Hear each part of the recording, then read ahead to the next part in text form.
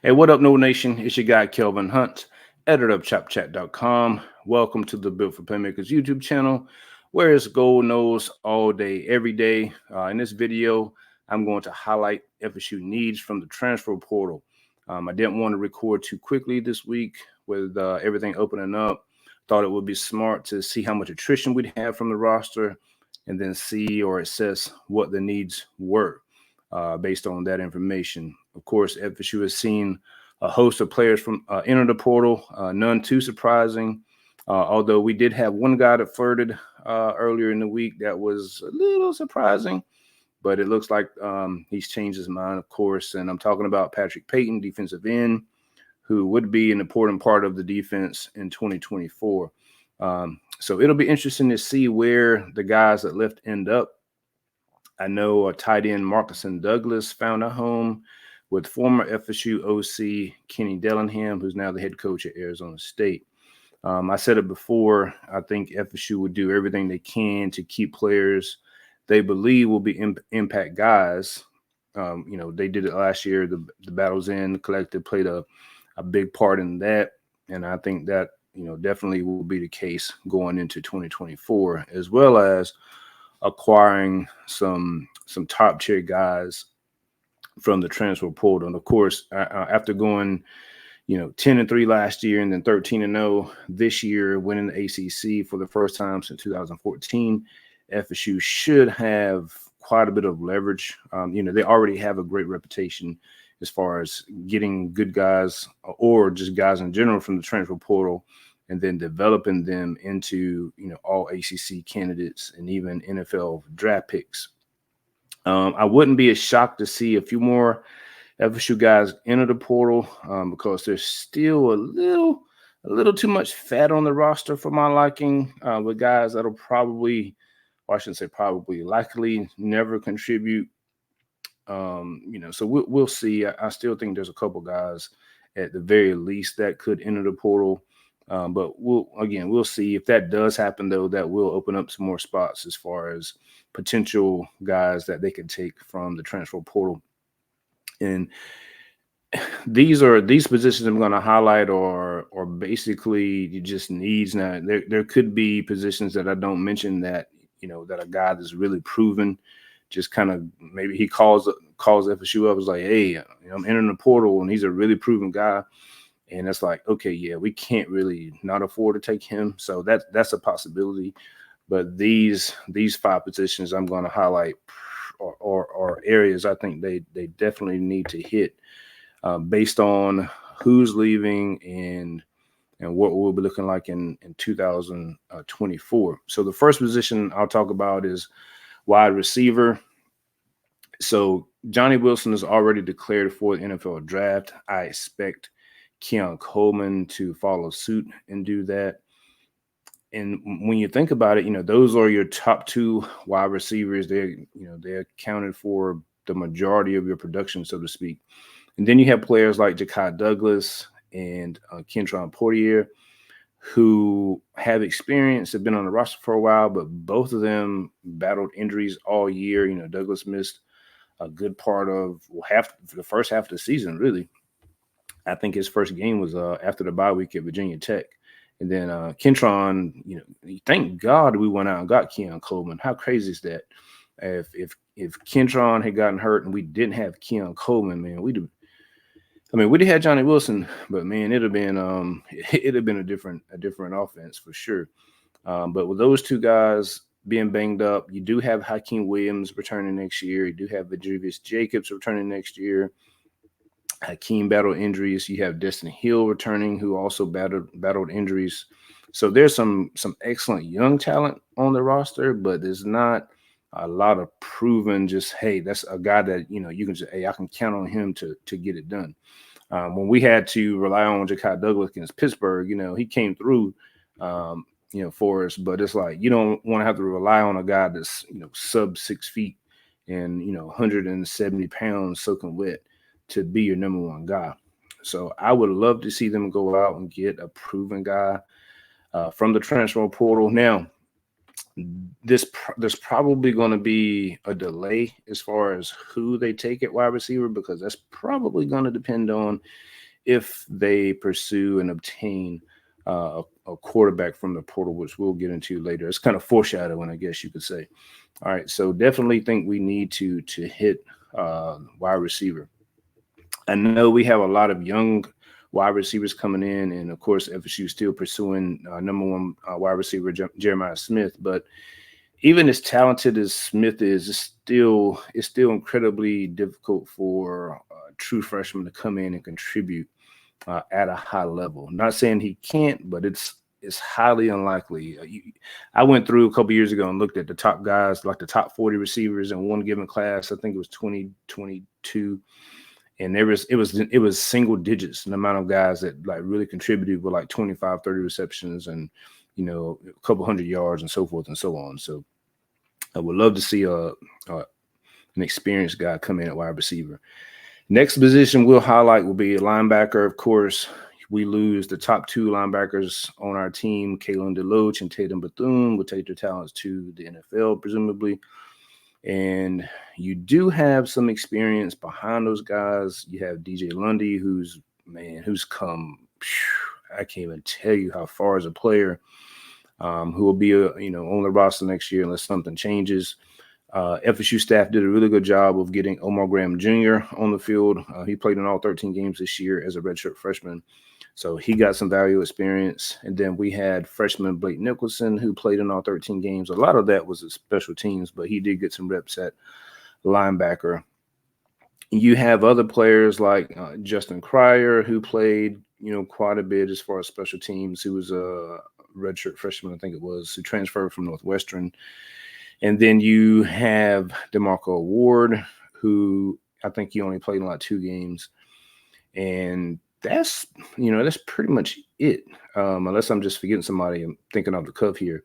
So you probably need a proven guy in the mode of Tatum Bethune, so to speak. Now, FSU did offer a linebacker from Arkansas, Chris Paul Jr., who has since committed to Ole Miss, so he's off the board. So they have offered a linebacker, so that kind of tells you that is a position they're looking at, and as far as adding some depth or a potential starter that would allow Omar Graham and Blake Nicholson and some younger guys to kind of get their feet wet, so to speak, instead of getting thrown into the fire the way Kalen DeLoach was.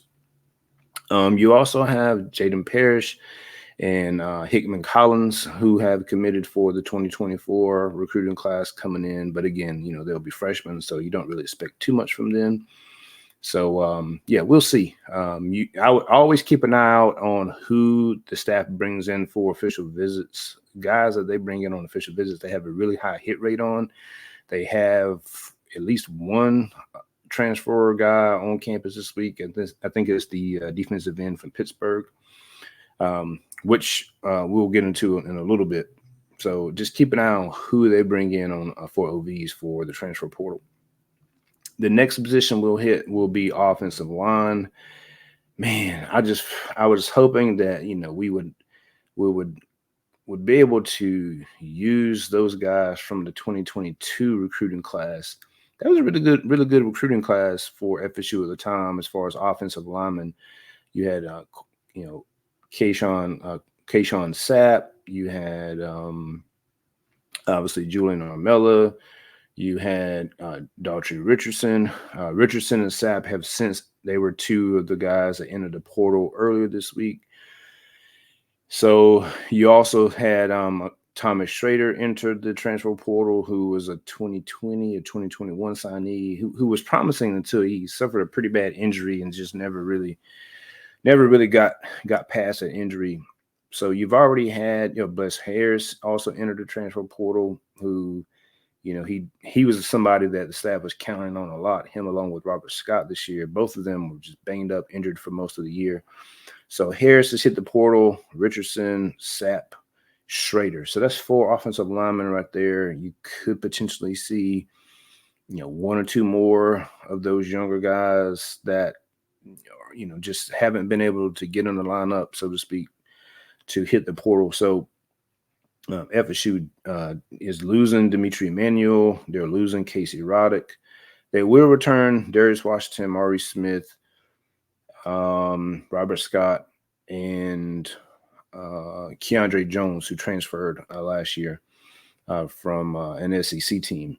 So they do have some returning experience coming or on the roster, and some young guys that should be in a position like Julian Armella, Jalen Early, those type of guys to contribute. But you probably want to take at least one or two offensive linemen. And I know they've offered an offensive lineman from Indiana, so they are on it as far as addressing that particular unit. And so we'll just have to see who else enters the portal and who they bring in. Again, as I mentioned, check to see who does officially visit from the portal.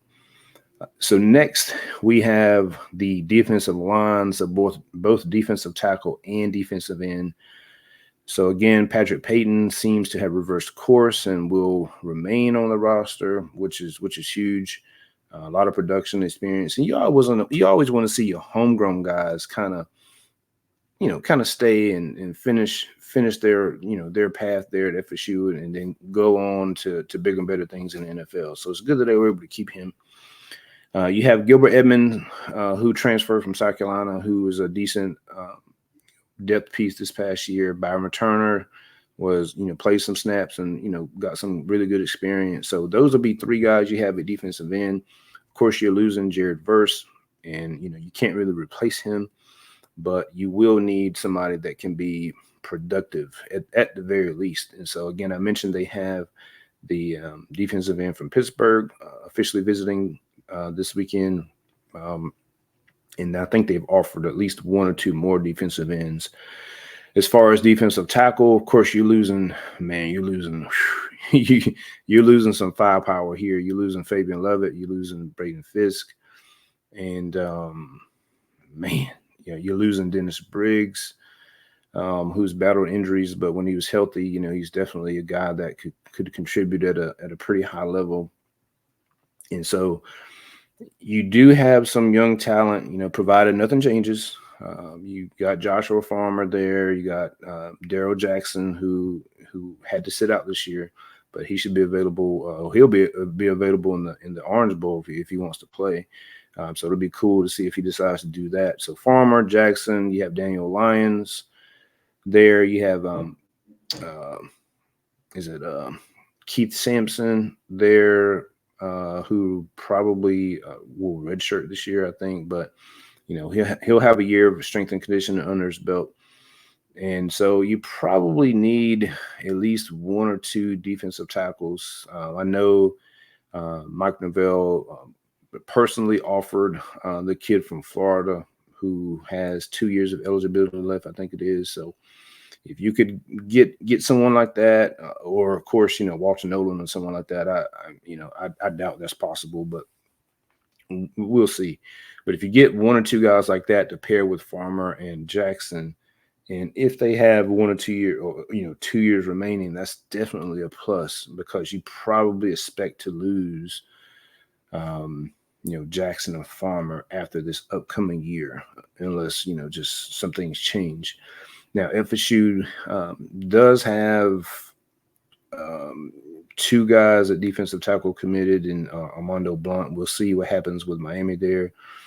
And Jamari Flagg, Denaz White, defensive tackle from Concord, which is about 2 hours from me, is officially visiting this weekend. I think a lot of people expect him to be in the fold.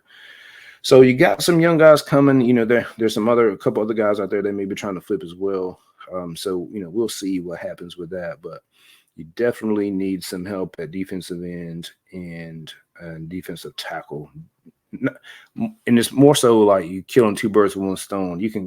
It's for the upcoming year, but if you can potentially get these guys for 2 years, similar to how you did with Jared Verse, although we were lucky for him to come back, for this past year, but you did get 2 years out of Verse, and that made all the difference in the FSU defense this year. Lastly, we will talk about quarterback. So I was in the camp of not really sure if we needed a quarterback from the transfer portal prior to Jordan Travis getting hurt, and it's it's still tough. But the I think where I'm at on it is FSU. You went 10-3, you went 13-0. Now, look, nobody expects you to go 13-0 next year, but you can't really afford to fall back to that 7-5 and 8-4 range, right? And so you're like, okay, because if you fall back to 7-5, 8-4, then the narrative can be, well, it was the transfer portal. They kept all those guys back for one shot, to try to win something, and they weren't even able to make the playoff. Of course, that's what troll fans are going to say. If you're able to win, at the very least 9, 10, 11 games and stay in that vicinity, that kind of gives you a stopgap, and hopefully you have Brock Glenn ready to go by then as what would it be, a redshirt sophomore? So, you know, and then you have Luke Krummenhoek, who will also have a year to redshirt next year and get that experience. So then it will be Luke and Brock, kind of battling for that starting spot in 2025. Whereas if you don't take a transfer quarterback, you go into 2024 with basically Tate and Brock battling it out for the starter position, and then Luke coming in, and you hopefully you can redshirt Luke probably. AJ Duffy's already entered the transfer portal. Not that he would have been really a factor anyway, but you still would only have 3 quarterbacks on the roster. Now, some people will say, well, if you take a transfer quarterback, then Tate Rodemaker will probably transfer. There could be some truth to that, but it's not like he has a lot of great tape to, go out there and land a big P5 job, I mean, look at the guys that have transferred since. Trevor Purdy finally got on the field for Nebraska this year. Luke, who is it? Oh, gosh, who else left? So long story short, I mean, unless he is just dead set on just wanting to play regardless of level competition, I'm not necessarily sure he would definitely transfer. I know he's close to graduating also. So we'll see, but I think it's a gamble you're willing to take if you can get a guy like a Cam Ward, or I mean that's the top guy. I would say if you get Cam Ward, you take him, of course. The other option that a lot of people have been talking about is the former Clemson quarterback who transferred to Oregon State, DJ Uiagalelei. Did I get that right? Close enough. But we'll see. I'll probably do a video on one of those guys, or maybe both of those guys, comparing the two of them. Of course, from what I've seen, I think Cam Ward's the better option. But there are some positives or pros that you can take if they decide to go or have to go with DJU. Of course, again, you're just looking for a stopgap so that you have some stability at the quarterback position, someone that has won some games with experience, and also someone that could potentially mentor your younger guys like Brock and Luke. Tate.